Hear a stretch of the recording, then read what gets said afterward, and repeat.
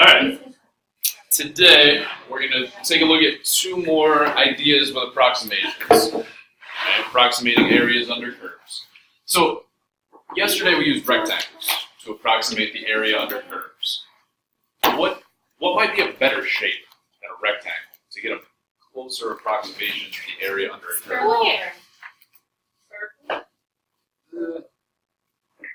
Trapezoid. Trapezoid.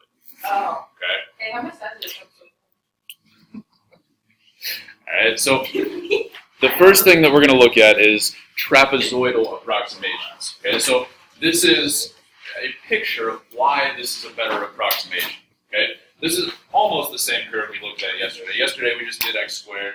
Here in this example, let's take a look at x squared plus 1. And if I just split this region from 0 to 3 into 3 subintervals, and I draw trapezoids. So trapezoid, okay, remember, is a shape that has two parallel sides. So these would be the parallel sides. And then all I'm going to do is connect these two coordinate points with a straight line. Okay, that creates a trapezoid.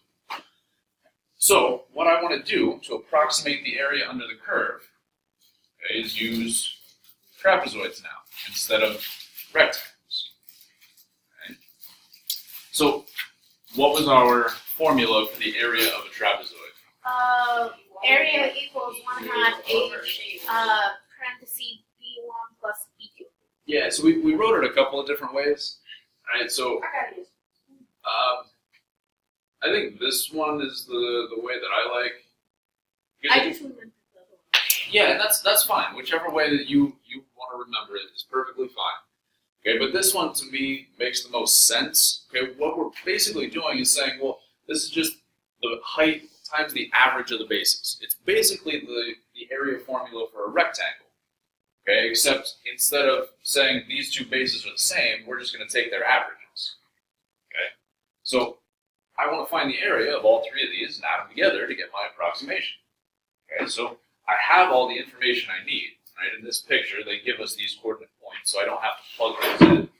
So how would I find the area of this first trapezoid? The height would be 2. No, that's the base. So the height, yeah, this is the height, right?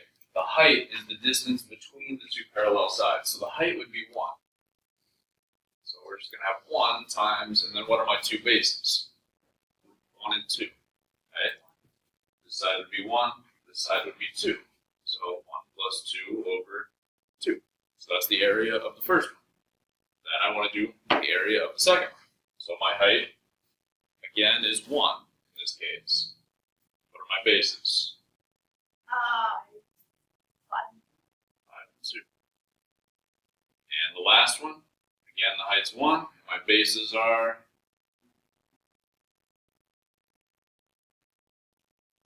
5 and 10. This height is 5. This height is 10. Okay. So, let's see, this would be 3 over 2. Plus 7 plus Yep. So that gets me 25 over 2. Okay. And that's going to be a pretty good approximation. Okay. We can see from the picture that we're just adding a tiny bit of extra area or maybe underestimating a tiny bit in certain places. Right. So that's going to be a really good estimate. Right. Questions on using trapezoids? All right. Now, we are going to talk about ways to find the exact area under a curve given a function. But if we are given a table, we don't have a way to find an exact area under a curve. That's where we would have to use an approximation. So on the AP test, this is where these approximations come up. Okay, they'll give you a table and ask you to approximate area under this curve. So this is an example here that was pulled off of a previous AP test. They give us this table, and it says if 4 equal subintervals on this interval are used, which of the following is the trapezoidal approximation? We haven't talked about this notation yet. We will here very shortly. Okay, but so don't worry about this notation here. Okay, but we're just asked for the trapezoidal approximation. Okay, what we just did in the last problem. In this case, though, we're given a table. So I'm going to set this up the exact same way. And for now, we can kind of sketch out a picture.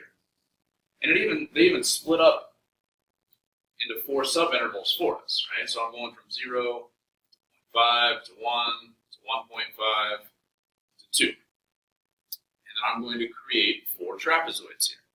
Okay? These are my y values. So the first one, okay, has a height of 3, and then the second one is actually also a height of 3. So this first one's actually just a rectangle. The second one then has a height of 3 and a height of 5. So I'll have that trapezoid, and this one has a height of 5 and a height of 8, and then a height of 8 and a height of 13. Okay, so this is a picture to model this situation. Now, to answer the question, I'm just finding these 4 areas and adding them together. All right, so you take a second and try that here.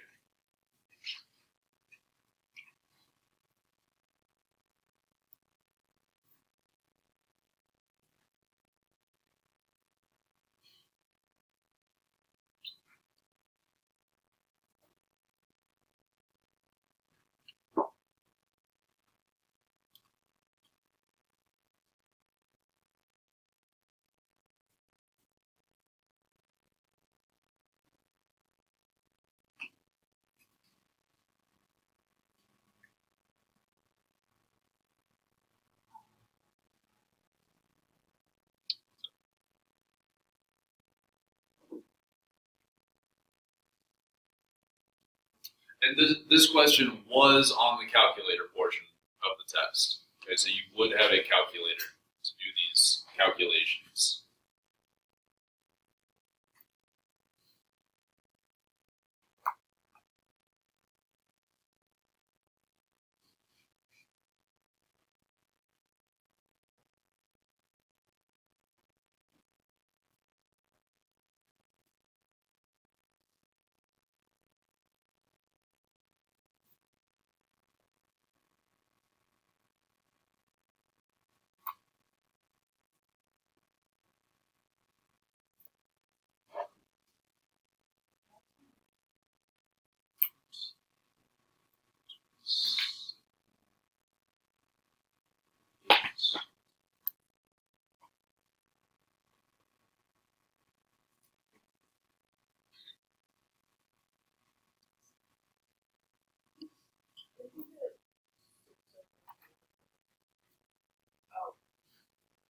Yeah, so this would be 6 over 2 times a half would be 6 over 4 then.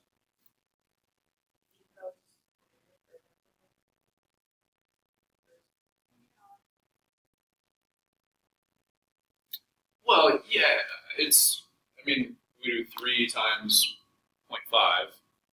That would be 3 halves, which would be the same as 6 fourths. So yes, I mean, we can still use the trapezoid formula to find the area of a rectangle. That would still work. Yeah.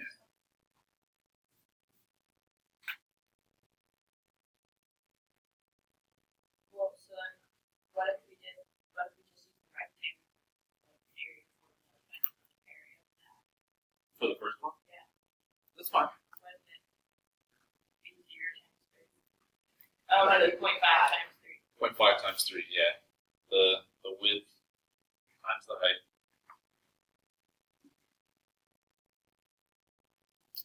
I mean, the way I set it up, it just makes it easier to do the calculation by hand. But I mean, you don't have to do it by hand because this was on the calculator portion of the test.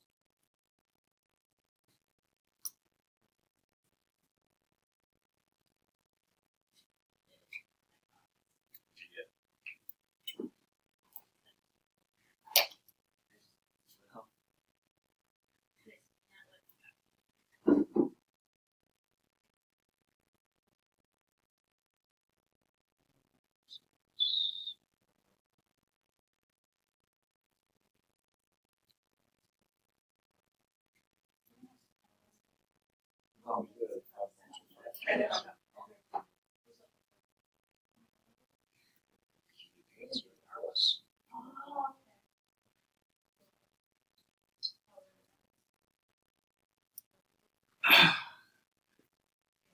Did we get 12 on this one? Do we feel okay with something like this?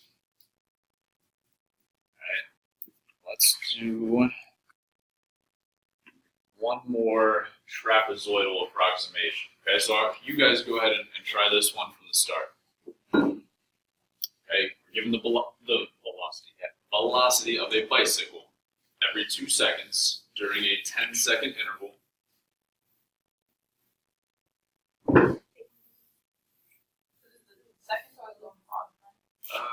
Yeah, that doesn't make sense. It should be 6. What do you mean seconds go on the bottom? Like on the bottom of our fingers, that velocity.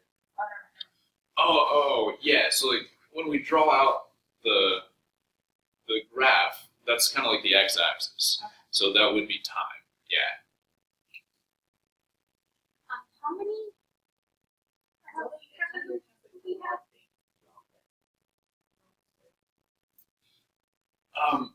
Yes.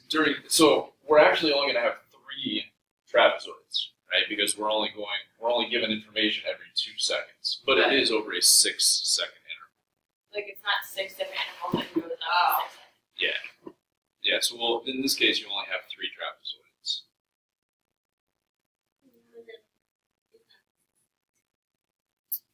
Well, It exists. well, there will be a positive area for the first trapezoid. It'll actually just be a triangle. Here, because there's a graph.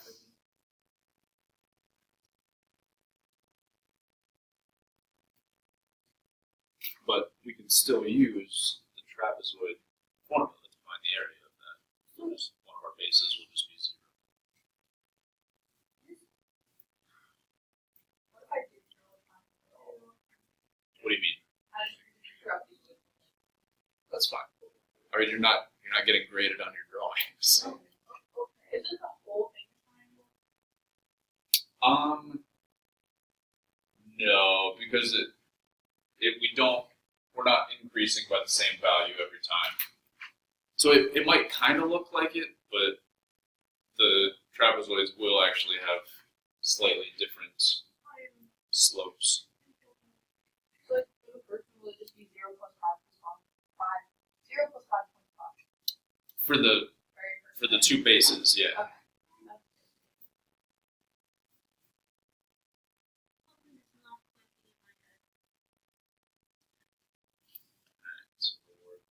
Here.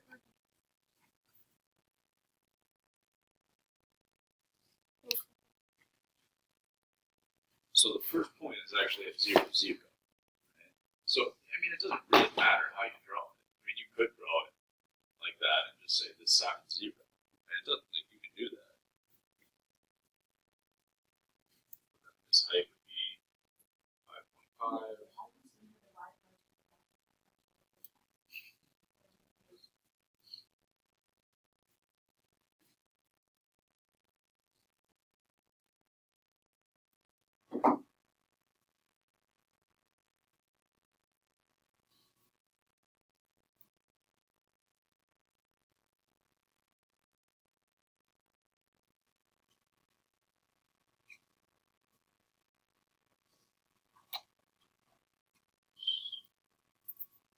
So can you use the area of trapezoid for the first one and the Yeah, we would just say one of the bases is 0.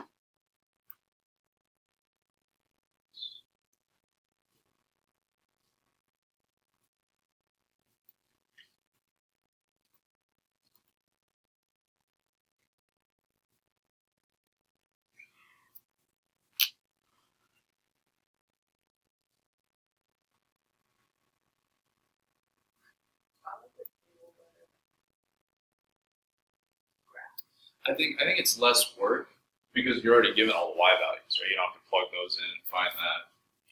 And this, I don't think on the AP test I've ever seen a question where you're given a function and asked to find an approximation. Because we're going to talk about a way to do that in an exact manner. But they will give you tables and ask you to find approximations. Right? So are we feeling okay with this? All right, so let's then do some tables using rectangles. Okay, that is also something that they will ask you to do. All right, so let's take a couple of tables and try to find rectangular approximations. So let's do LRAM and RRAM for a table. Okay, they can't ask you to find MRAM from a table because there's no way for us to find the y value at the midpoint. Right? So if we take our first rectangle between 0 and 4, I have no way of knowing what the y value at 2 is. So the only thing they can ask you to do from a table is find the right or the left approximation. Right? So, and again, we haven't fully talked about this notation yet, but this just says find the area under the curve. Okay, we'll hammer this notation home here soon. Okay, but that just says find the area under the curve. So again, I can make a little picture here. And if first, let's do LRAM first. Okay, so my first rectangle goes from 0 to 4. If I'm using LRAM, I want the y value from my left endpoint. So I want the y value at 0. Y value at 0 is 5. So the height of this first rectangle in between 0 and 4 is going to be 5. My next rectangle goes from 4 to 6. Again, if I'm doing LRAM, I want the height at the left endpoint. So I want the height at 4. So the height of this rectangle is going to be 3. My next interval is from 6 to 7. So again, I want the y value at the left endpoint. So the y value at 6 is 2. And then my final interval is from 7 to 10. And again, I want the y value at the left endpoint. So I want the y value at 7. That's 3. So these would be my 4 rectangles in this case for my left approximation. So in this case, and this does happen often, okay, on the AP test, they'll give you unequal intervals, right? So we can't just say, well, the width every time is 2 or something like that. It changes, right? So we have to do each rectangle individually. So this one would just be 4 times 5. This one would be 2 times 3. This one would be 1 times 2. And then this one would be 3 times 3. So my left approximation would be 28 and 9, 37. All right. So you guys try RRAM for this information. Okay, find the right Riemann approximation.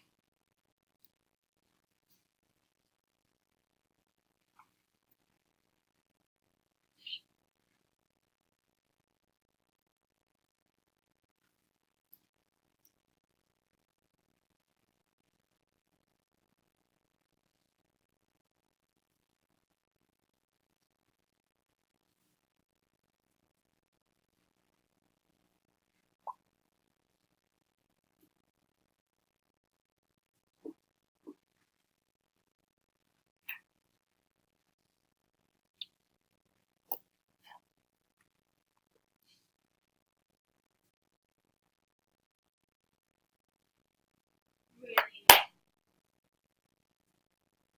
Really? really. Really what?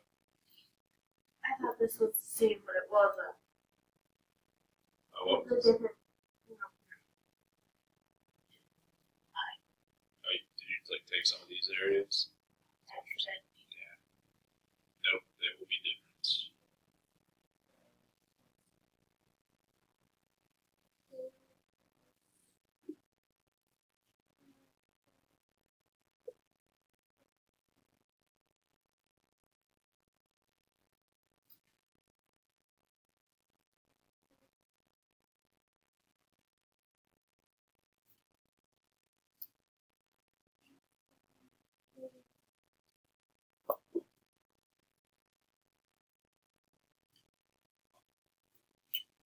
You get 34? Feel okay with an approximation like this? Sorry, I'm tired. It's almost a 3-day weekend. Let's do one more example here. Really big numbers. All right? Same idea though. But really big numbers. All right? So in this case, we've got a few more intervals. All right? So, I mean, again, something like this is fair game for the AP test. They could give you a table with this much information.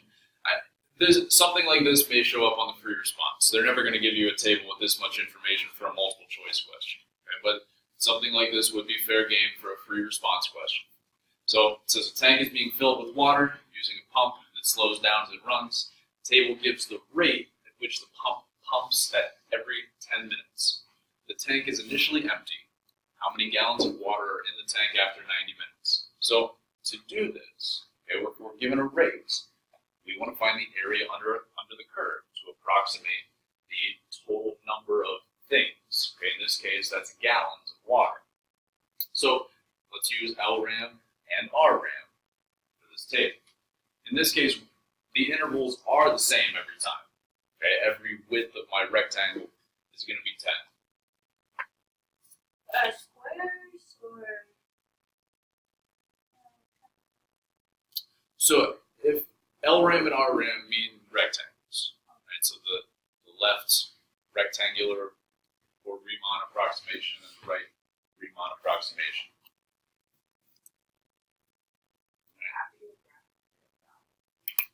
No, you do not have to sketch out a graph.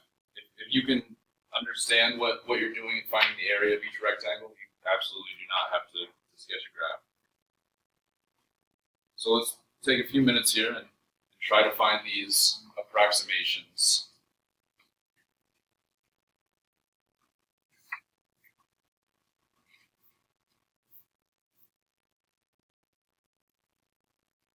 Wait. Okay, so at 0, the height is 42? Yes.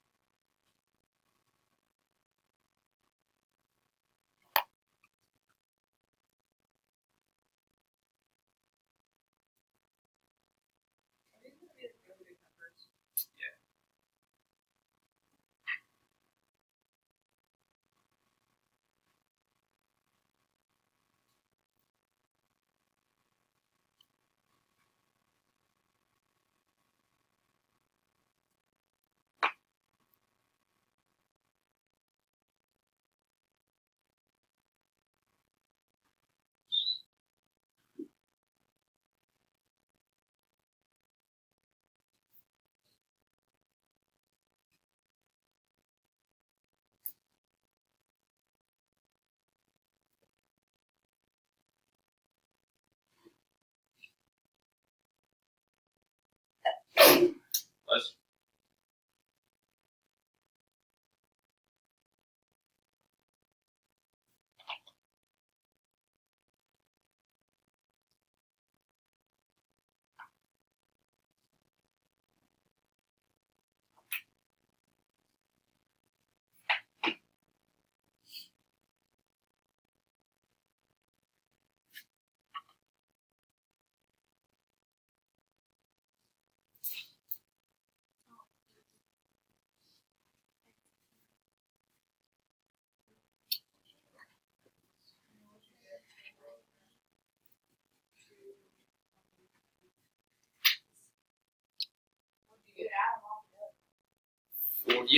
for LRAM I got 2,890.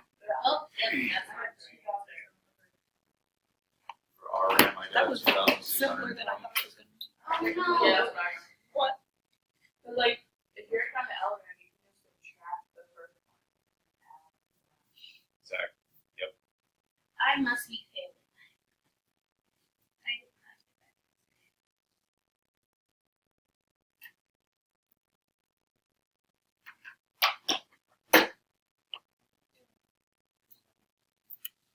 So for a problem like this, let me show you maybe a little bit easier way than sketching out all these rectangles and finding 10 different areas. If I think about this, if I want to do LRAM first, every single rectangle is going to have a width of 10. Right? In this case, my intervals are all exactly the same. Now, this shortcut will only work if my intervals are all exactly the same. The heights, then, would be each of these. Right? The height between 0 and 10 is 42. The height between 10 and 20 is 40. The height between 20 and 30 is 38.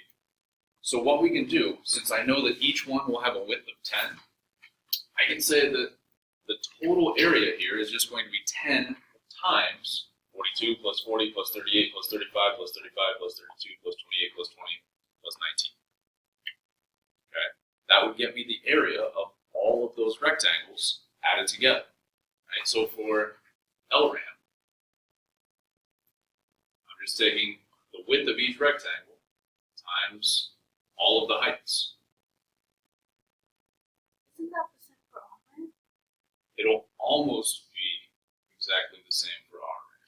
Plus 28 plus 20 plus 19, right?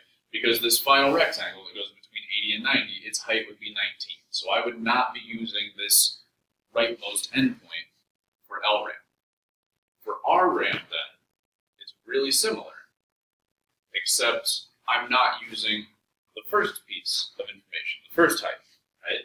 So if I look at my first rectangle that goes between 0 and 10, its height will be 40, right? Then between 10 and 20, its height will be 38.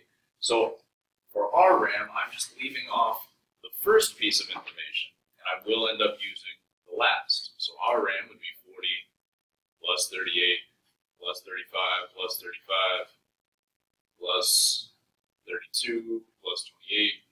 20,